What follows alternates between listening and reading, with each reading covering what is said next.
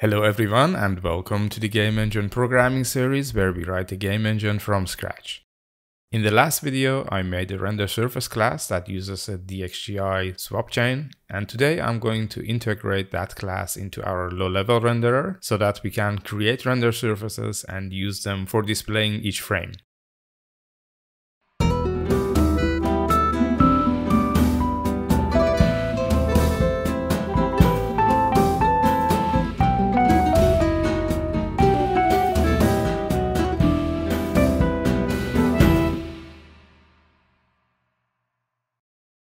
Okay, now that the build succeeded, we can go ahead and use this surface in the core CPP.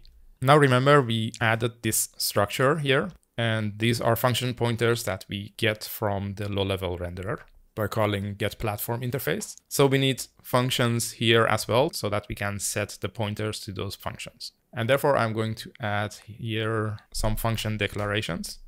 And those are basically the same functions as we have declared here. So create and remove all functions and a couple of functions from this surface class.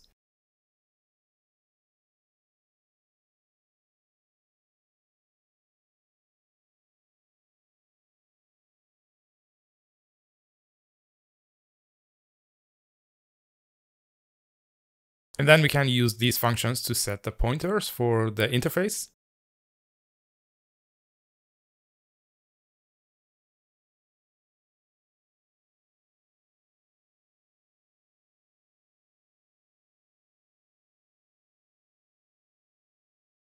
I made a typo there, so let's correct it here. It should be resize.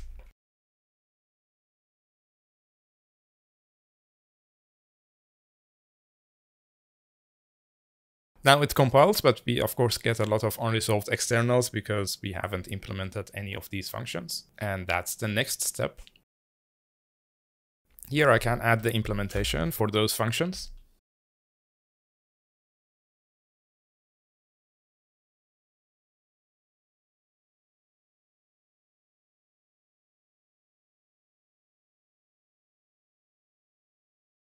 When we create surfaces, we would like to also add them in a list so we can refer to them later on. And therefore, I'm going to add a vector that holds a list of surfaces. And we need to include the header for the 3D12 surfaces.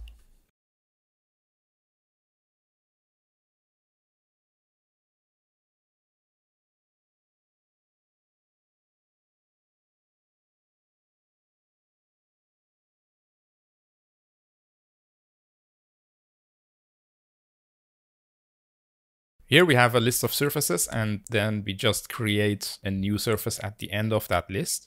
And the index for that new surface is just the size of the list -1. Then I call create swap chain with the needed parameters.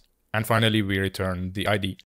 Obviously, this list of surfaces is not the best implementation that we can have because we just add surfaces to it and we can't remove surfaces without invalidating the IDs. So in the next episode, I'm going to finally implement a free list container that we can use to do this kind of stuff. But for now, I just use a vector. Right away, you see that we have a problem here, that we can't actually put an empty slot in this list. So for now, I'll leave it like this. The advantage of having a free list container is that it basically acts as a memory allocator. So we can allocate and initialize an instance of a class in a slot, and then when we are done with it, we can remove or free that slot without invalidating any indices. Looking back at this function, note that we wait for all GPU work to be done, so we are sure that the resources held by this surface are no longer referenced in the graphics pipeline, and we can safely remove them. For resizing surfaces, because we need to resize the back buffers as well, we also need to wait for the GPU to finish rendering before we can do anything. And that's the purpose of this call to flush.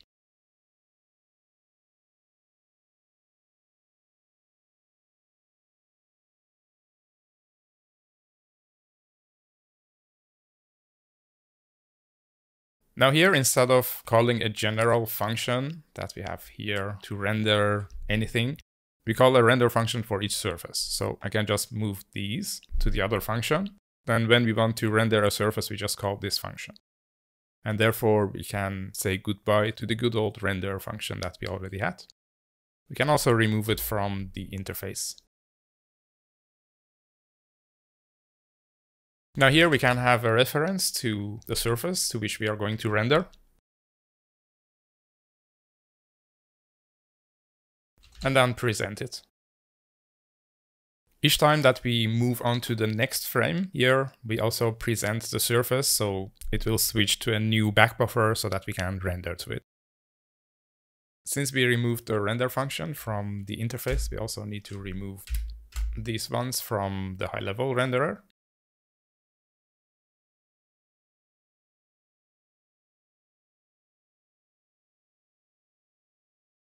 In our test application, we are still calling the render function that we just removed. We'll have to create surfaces here and call render on those surfaces.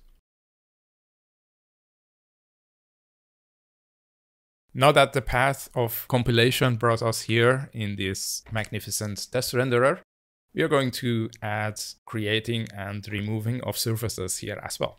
Where we create a render surface here, we are calling create window, but we are not calling create surface yet. So let's do that first.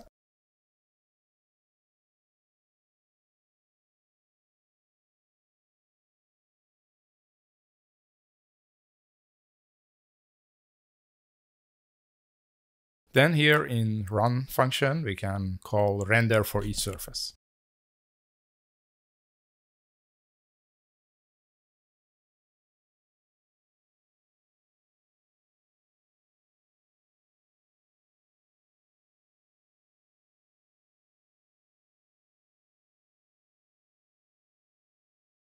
Now I'm really excited to see what happens when we try to run this program.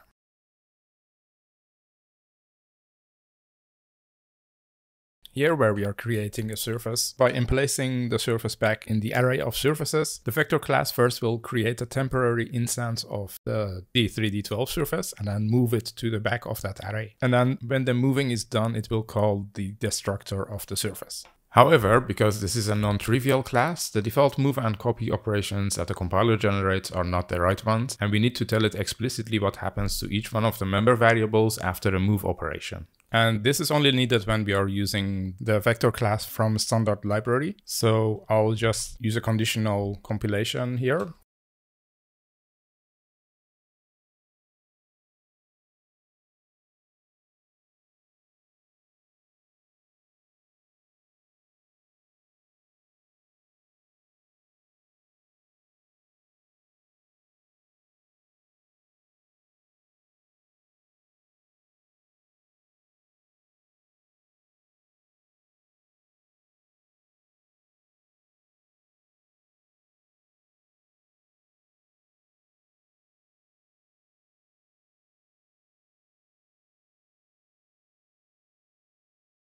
Here in this move constructor, we move the other instance into this instance by constructing the member variables here and copying everything in the render target data. And then we will reset everything in the other instance. So reset just resets everything to the initial values without releasing any resources.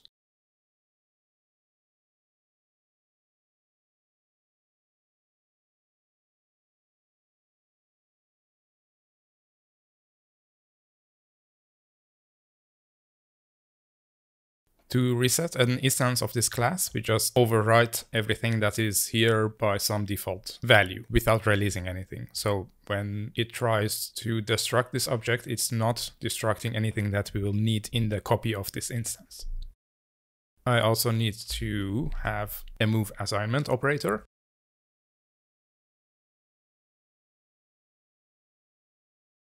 The move assignment operator will check if the instance that we are going to move from is not the same instance as this one, because it doesn't make sense to move something to itself. And then it will release everything that's currently in here and then move the other instance into this instance.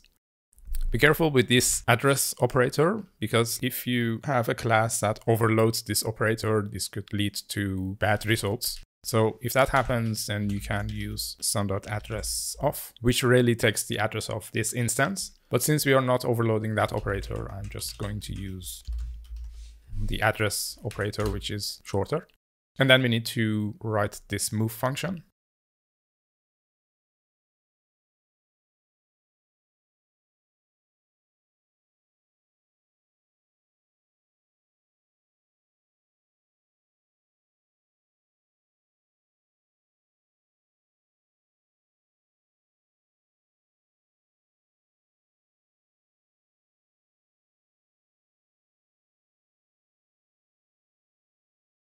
In this function, we move everything from the other instance to this one and then reset the other instance so it can be destructed without releasing any data that we need. Now we successfully created and added surfaces to the renderer.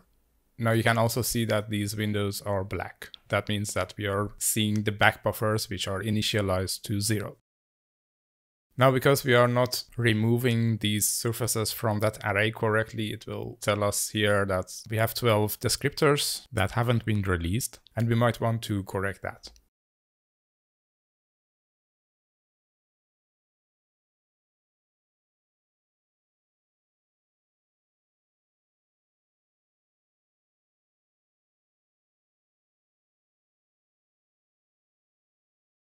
Okay, so what I did here is something that's actually really bad. I called the destructor for each surface that we remove here directly.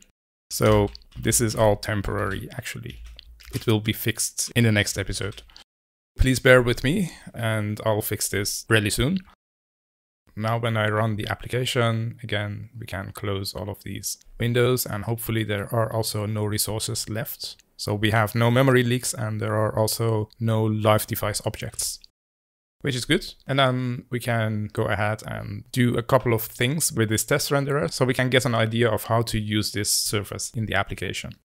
First of all, I would like to close the windows when I press the escape key. So here I'll add another case in the switch.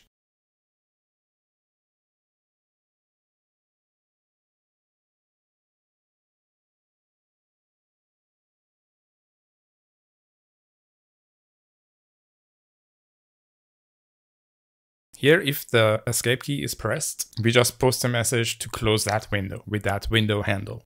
And when we post such a message, then destroy window message will be sent, and here we can close and destroy the window. So instead of doing this stuff here, I'll do it a bit differently.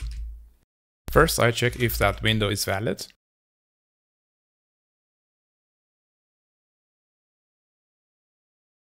And if it is also closed, that means that the window is closed, but it's still there, so we need to remove it. Now, because this function is defined after the window procedure, I need to forward declare it, so we have access to it.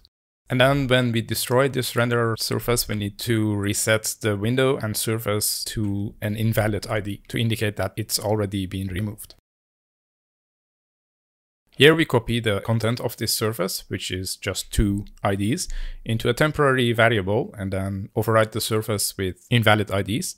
And we do that before releasing it because when we remove a window, again, a destroy message will be sent and we get in some kind of infinite loop. Now I'm going to press escape and see what happens. The window's all closed and that's fine. The next thing that I'd like to do is to actually see what our frame rate is. Obviously, we are not doing anything exciting yet, but I just want to see what is going on. For that, I'm going to write a little timer class. That's not production code quality or anything. It's just for us to quickly check what the frame rate is.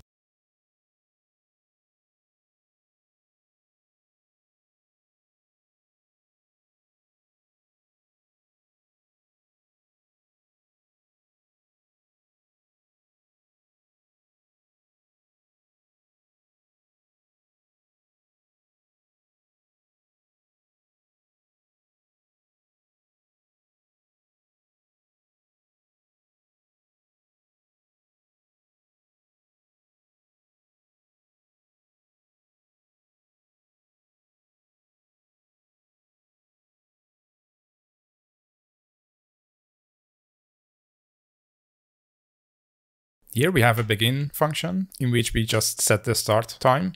And then at the end, we calculate a kind of moving average of the duration of a frame. So every time we are in the update function, we just call begin and end. And because we will have a global instance of this timer, it will just remember what a moving average is. And that's how I want to use this class.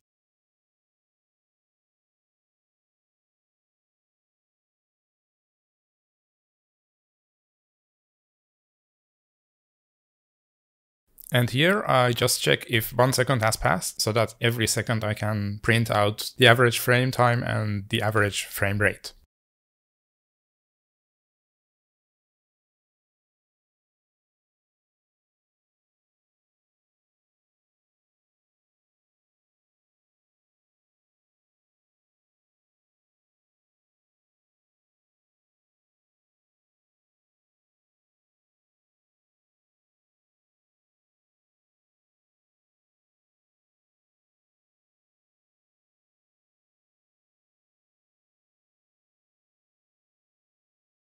Now, because I'm using this output debug string A, which is a Windows only function, I need to include the Windows header. But to keep this at least a bit platform independent so that we can try and run these tests on other platforms later if we need to, I'm going to put this in a platform specific block.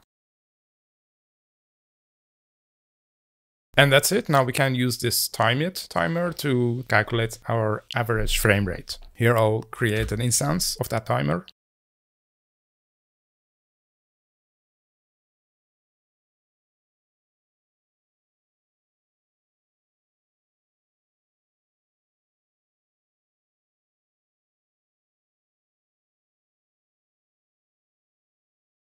I didn't include the primitive types in which that U32 type is defined here. That's why it was giving me those errors. Okay, you can see that the frame rate is 64 frames per second, and that is because we have this sleep for 10 milliseconds here. And then I'd like to see what happens if I remove this.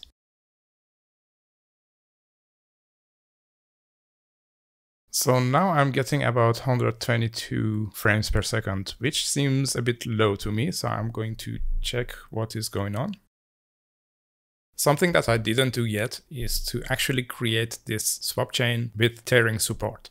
And tearing support means that you can have higher frame rates than the refresh rate of the screen, which is typically 60 frames per second or 120, 144, and so on.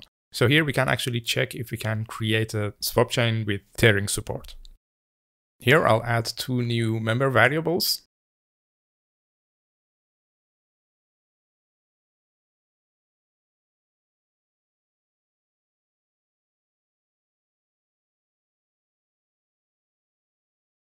Which we also need to reset here in reset and move functions, and also here in the move constructor.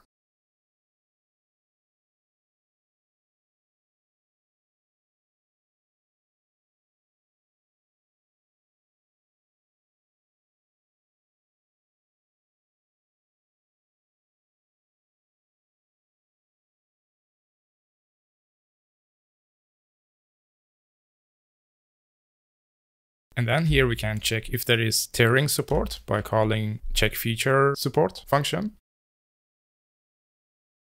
And the feature that we are looking for is this one.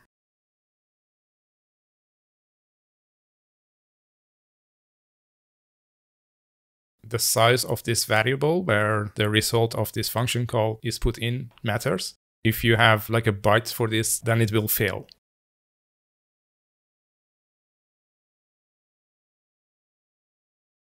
If this call succeeds and allow tearing is a non-zero value, then we can present our swap chains using this flag. So here where we present, instead of using 0 here, I'll just put present flags here. So it could be 0 or this value. And furthermore, we also need to create our swap chain using a flag that indicates it needs to allow tearing.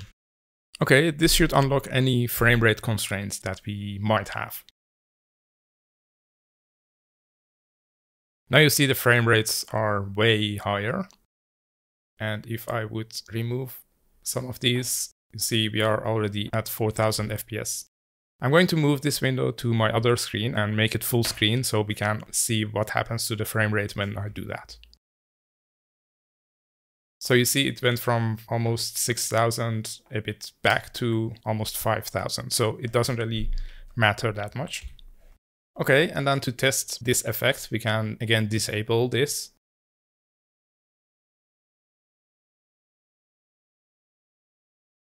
Now again, you can see that we are locked at 122 frames per second.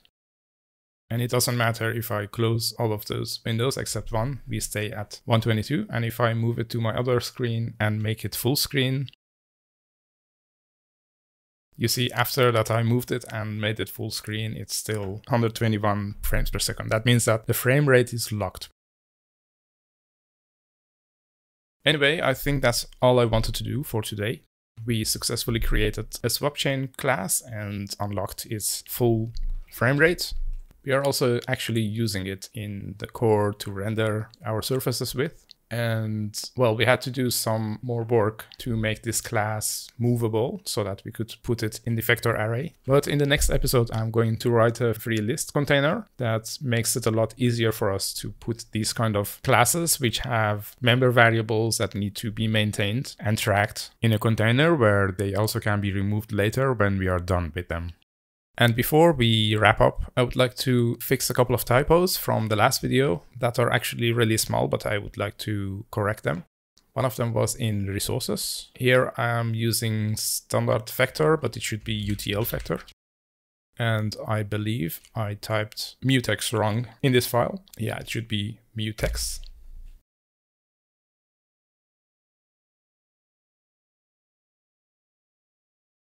And that was it for today. Thank you for joining me and I'll see you next time. Thanks for watching. If you like this video, please feel free to like and subscribe. If you join me on Patreon, you'll get access to the code on GitHub so you don't have to type everything over from the video. Plus there are also other nice goodies and rewards exclusive to my Patreon supporters. Please use the link in the video description to check them out. I hope to see you next time. Until then, take care and happy game engineering.